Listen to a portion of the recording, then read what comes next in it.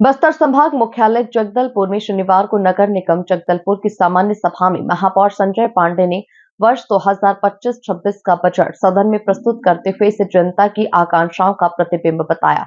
अपने संबोधन में उन्होंने कहा कि मैं बस्तर में आराध्य मां दंतेश्वरी, पोढ़ा देव, मावली माता के चरणों में प्रणाम करते हुए जनता जनार्दन को नमन कर ये संकल्प लेता हूँ कि ये बजट जगदलपुर को प्रगति, समृद्धि और सम्मान के नए शिखर तक लेकर जाएगा। देखिए, आज का जो बजट है वास्तव में जगदलपुर की जनता की आशाओं का, उनकी आकांक्षाओं का और उनके सपनों का प्रतिबिंब है। आज के बजट में वो सब तमाम बातें हैं जो एक जन सेवक के माध्यम से जनता ने जब वोट किया और जो अपेक्षाएं की थी, क्योंकि हमने एक अभिनव प्रयास किया। हमने इलेक्ट्रॉनिक और मीडिया के जो आधुनिक हैं मॉडलों के तरीके से उनका प्रयोग करके उनसे जनता से हर व्यक्ति से हमने सुझाव मांगा, हर संस्थाओं से सुझाव मांगा और मुझे हर से इस बात का बोलते हुए कि ऐसे 4700 सुझाव इस नगर की जनता ने हमको दिया है। मैं उनका आभारी हूं। मेयर इन काउंसिल की बैठक में हम लोगों ने उनमें उन्होंने जो विचार व्यक्त किए या जो सुझाव दिए उसमें गहन अध्ययन करने के बाद उन सबका इसमें समाहित किया और उसी कारण से आपको बता रहा हूं इसमें बैराज भी है। बैराज हमारा दीर्घकालीन योजना 2047 का जो मोदी जी का सपना है कि भारत 2047 में विकसित राष्ट्र बनना चाहिए। अगर बैराज 2 साल में बन जाएगा, 3 साल में बन जाएगा तो हमारे 100 साल तक आने वाली जनता को पानी के लिए तड़पना नहीं पड़ेगा, परेशान नहीं होना पड़ेगा।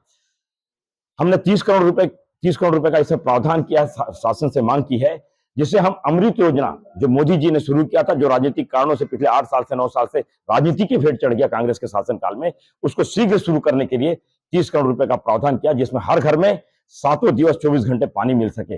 इस बजट में सर्वव्यापी, सर्वस्पर्शी ये हमारा बजट है। इसमें पार्कों का संधारण, नए पार्क का डेवलपमेंट, मटन मार्केट को वेज मार्केट से अलग करना, दलपत सागर इसमें है। 10 साल तक एक भी ईंट नहीं लगाने वाले ऐसे हमारे गंगा मुंडा क्षेत्र में कांग्रेस ने जो महापाप किया, क्योंकि उसका इतना अच्छा उद्धारीकरण हो गया था, उसमें भी हमने 5 करोड़ की लागत से वहां पे बीटी रोड, टोवाल, शिव जी के मंदिर के नाम से राजनीति भर करते रहे, डेवलपमेंट कुछ नहीं किया। वहां पे भी 15 लाख रुपए से वहां पे हम शिवरात्रि में नौका शुरू करेंगे कि लोग जाकर अपना पूजन अर्चन वहां पे भगवान को अर्पित कर सके। वहां पे घाट बनाने की योजना है, वहां पे पार्क बनाने की योजना है।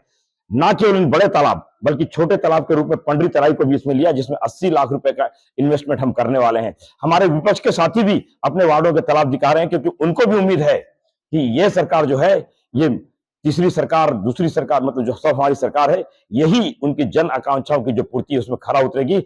इसलिए ये बजट हमारे साथियों ने सर्वसम्मति के साथ, प्रतिपक्ष के लोगों ने भी सर्वसम्मति के साथ पास किया है। ना केवल बजट बल्कि आप देखिए जितने एजेंडे हैं वो भी सर्वसम्मति के साथ पास कर रहे हैं, क्योंकि एजेंडों में हमने निर्णय तो कड़े लिए हैं, लेकिन हमारे साथी समझ गए हैं कि जो निर्णय कड़े हैं वो इस नगर के सुधार के लिए है, नगर के जनता के हित के लिए है और आने वाले समय में आपको इस दिशा में आगे कदम बढ़ाना ही चलेगा। हम समय के साथ चल रहे हैं, इसलिए निर्णय लिए गए।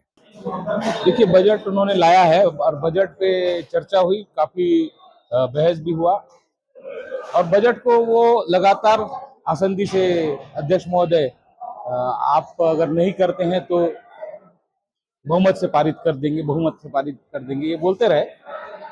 कुछ नई चीजें शहर विकास की इस बजट में दिखी है, जिस कारण से हमने उसे नैतिक समर्थन दिया है, शहर विकास के मामले में समर्थन दिया है और लगातार उस बजट को लेके हम महापौर जी को लगातार हम क्वेश्चन करते रहेंगे। जब तक बजट में लिए हुए कार्य पूरे नहीं होते तब तक हम भी चुप नहीं बैठेंगे।